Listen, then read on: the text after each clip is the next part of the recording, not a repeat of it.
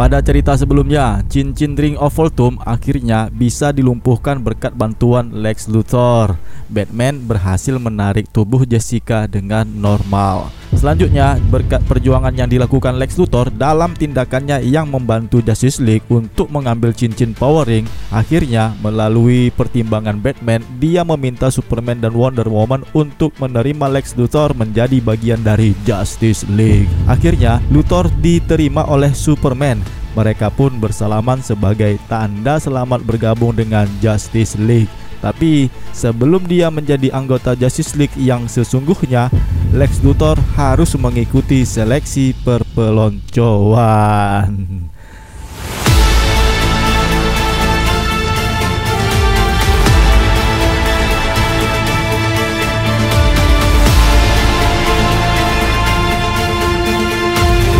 Hai semua, jumpa lagi dengan DC Indonesia. Bagi kawan-kawan yang baru melihat video ini dan belum sempat untuk menekan tombol subscribe, jadi kami sarankan nih untuk menekan tombol subscribe pada channel ini agar kami lebih bersemangat lagi untuk membuat video seperti ini. Dan terima kasih kami ucapkan bagi yang sudah subscribe, kalian luar biasa. Follow juga ya akun Instagram DC Indonesia. Oke, terima kasih. Cerita ini tentu saja berada di komiknya Justice League volume kedua dengan isu masalah yang ke-34 yang telah dirilis pada tanggal 1 Oktober tahun 2014 dengan judul Injustice League Epilogue Unlikely Allies dengan jumlah halaman sebanyak 19 halaman. Oke, tanpa banyak bacot, kita masuk ke ceritanya. Let's go. Di awal cerita di halaman pertama ini, kita melihat The Flash yang menyerang Kapten Cold dengan sedang melakukan misi perampokan di sebuah bank. Terlihat aneh yang semula The Flash yang menyerang tindakannya itu, nih kok tiba-tiba berubah pula menjadi orang laki-laki buntal yang menyerangnya dengan sebuah pentungan. Kemudian berubah lagi dengan sosok yang lebih aneh lagi yang memukulnya. Ternyata ada seorang yang memanggil namanya. Ya, ternyata si Leonard Snart terbangun dari mimpi buruk dia. Dia terbangun dari tidur di suite yang disediakan untuknya oleh Lex Luthor. Yang memanggil namanya sehingga membuatnya dia terbangun itu adalah si Mercy.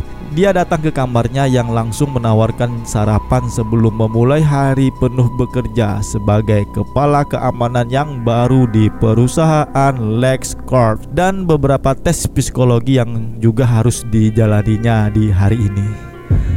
Setelah mengerti, dia pun akhirnya segera ke kamar mandi. Di saat itu, dia akan bercukur. Tiba-tiba dia menerima kunjungan dari teman lamanya, yaitu siapa lagi kalau bukan Mirror Master, yang ternyata bertanya kepadanya kapan si Kapten Cold ini akan kembali ke teman-teman The Rogues-nya. Akan tetapi sekarang semuanya kan sudah berubah semenjak dia dekat dengan Lex Luthor yang bekerja sama memberantas crime syndicate. Saat ini dia diminta Lex Luthor untuk mengurus sebuah pekerjaan di perusahaannya Lex Luthor, dan tentu itu adalah tanggung jawab yang harus diembannya untuk si Lex Luthor tersebut. Dan tentu saja untuk saat ini semua itu tidak bisa dilakukannya untuk bertemu dengan teman-teman Rogues-nya. Si Mirror Master pun menyelanya, bagaimana mungkin seorang Kapten Cold bisa menjadi seorang yang seperti ini? Dia adalah orang yang tidak bisa dikendalikan oleh siapapun. Kapten Cold pun menjawab, tapi bagaimanapun juga Lex Luthor telah membayarnya untuk pekerjaannya yang baru ini. Mirror Master malah kembali menyelanya dan bertanya, jika seperti itu hanyalah sebuah pekerjaan, bukankah jika dia bersama The Rogues juga sebuah pekerjaan? Jadi kenapa nih dia harus memilih pekerjaan itu di sana? Ya, lalu dengan mengecilkan suaranya seperti berbisik, dia pun menjawab, aku ada rencana untuk kehidupan kita semua di sini. Oke, di halaman selanjutnya, di mana satu halaman landscape ini mencantumkan nama-nama yang terlibat dalam pembuatan komik ini. Inilah Justice League dengan judulnya Injustice League Epilogue Unlikely Allies. Terlihat di sebuah di pusat kota di Metropolis, Lex Luthor dan Superman tengah membantai musuhnya yang bernama Gorilla Grodd. Ternyata di saat mereka akan melayani si Gorilla Grodd, Lex Luthor mengeluh kepada Superman bahwa kehadiran gorila satu ini merupakan kesalahannya si Superman atas nama penjahat super yang datang ke Metropolis. Si Lex Luthor telah menjelaskan bahwa dengan kontribusi logistik untuk Justice League secara efektif menggantikan posisi Bruce Wayne, tentu saja Batman tidak lagi membawa banyak perubahan bagi Justice League. Masih sibuk melayani gorila ini, mereka berdua sempatnya berdiskusi. Superman menjawab bahwa perspektif Lex Luthor bergantung pada fakta bahwa dia tidak dapat memahami hal-hal yang tidak memiliki nilai nyata. Lex Luthor tidak akan pernah menjadi anggota sejati Justice League sampai dia dapat menerima dan percaya pada pepatah terkenal Einstein yang mengatakan bahwa hanya hidup yang dijalani untuk orang lain layak untuk hidup. Setelah berkata itu, si Lex Luthor pun menjadi terdiam, sedangkan si Gorilla Grodd sudah tumbang diselesaikan. Selanjutnya kita berada di Detroit. Dua sahabat yang selalu bersama ini, Shazam dan Cyborg, berada di sini di Star Lab. Ternyata Shazam melihat di sebuah layar monitor pertempuran Superman dan Luthor yang tadi barusan melawan Gorilla Grodd. Sebenarnya dia ingin sekali melawan Gorilla Grodd di Metropolis dikarenakan Victor Stone yang sekarang dalam keadaan perbaikan upgrade sistem Cyborg-nya pasca ledakan kekuatan cincin powering Jessica Cross bersama ayahnya si Silas Stone. Lalu dia pun meminta Shazam untuk membantu Superman dan Lex Luthor di Metropolis. Ya, mendengar itu si Shazam pun langsunglah bergegas pergi ke Metropolis. Setelah kepergian Shazam, Cyborg kemudian mendiskusikan penglihatan aneh yang dia lihat ketika dia terhubung dengan cincin Ring of Voltrum. Cyborg mengakui bahwa sebuah peringatan yang sama disampaikan oleh Lex Luthor bahwa sesuatu akan datang ke dunia mereka, ternyata ada benarnya juga. Silas Stone pun kemudian mengatakan kepada anaknya itu agar untuk tidak mencoba melakukan hal yang seperti itu lagi. Semua itu dimaksudkan ayahnya agar dia tidak terjebak di dalamnya. Lalu Cyborg pun bertanya, maksud ayahnya ini apa? Apa sebenarnya yang ada di dalam cincin tersebut? Lalu kita pun berpindah ke menara pengawal. Di sini ada The Flash yang sedang memeriksa cincin di jari Jessica Cross. Jessica ingin tahu penjelasan dari The Flash. Apa yang dia lihat dari scanning jarinya yang mengenakan cincin power ring? Tentu saja The Flash langsung menjelaskan bahwa Jessica kali ini memakai salah satu senjata paling berbahaya di alam semesta. Itu adalah kabar buruknya, sedangkan kabar baiknya adalah Jessica berhasil memaksa kesadarannya itu ke dalam dormansi untuk sementara waktu. Dia pun lalu menjelaskan entah apa yang akan dia lakukan jika Justice League tidak membantunya. The Flash kemudian menjelaskan bahwa pada hakikatnya cincin Green Lantern Corps ini dirancang untuk membantu penggunanya mengatasi ketakutan besar dengan menyalurkan kemauan. Berbeda dengan Voltrum ini, dia memiliki hasrat dan keinginannya yang sendiri pula, yang dimana juga memberi rasa takut bagi pemakainya. Di saat Jessica dalam keadaan takut, nah di saat itulah cincin itu semakin mudah untuk mengendalikannya. The Flash mencoba untuk menenangkan dengan mengingatkan bahwa cincin itu sekarang tidak akan bisa membuatnya untuk melakukan apa yang tidak si Jessica inginkan. Di tempat lain, Lex Luthor membantu Wonder Woman dalam membawa persediaan kebutuhan ke negara berkembang. Lex Luthor menjelaskan kepadanya di saat tali lasso yang mengikatnya di Watchtower beberapa saat yang lalu. Wonder Woman yang ada di sana pada saat itu hanya mendengarkan penjelasannya, dan sekarang di saat mereka sedang berdua membantu memberikan persediaan pasokan kebutuhan orang-orang di negara berkembang ini, Wonder Woman menjelaskan kepada Luthor bahwa bagaimana dia tumbuh di Themyscira dan mengetahui tentang kejahatan yang dilakukan di dunia luar. Sejak kehadirannya di dunia luar ini, dia sudah banyak belajar tentang kebaikan yang ada di dalamnya dan melihat bahwa ada lebih banyak daripada yang dipikirkan kebanyakan orang. Dia pun juga mengakui bahwa Lex Luthor telah berbuat baik. Akan tetapi si Diana Francis ini curiga dia tidak akan begitu terbuka tentang motivasinya untuk kebaikan yang dilakukannya. Namun dengan tegas, Luthor pun menatap mata Wonder Woman dan menjawab bahwa pada akhirnya motivasinya adalah untuk membangun uang dan kekuasaan. Setelah mendengar itu, Wonder Woman pun mengarahkan perhatiannya kepada orang-orang yang mereka bantu di hari ini dan menunjukkan bahwa mereka tidak peduli seberapa besar kekuatan yang dimiliki Lex Luthor. Kemudian, seorang gadis kecil melangkah maju dan mendekati mereka, memberikan mereka sebuah bunga dengan pot yang kecil.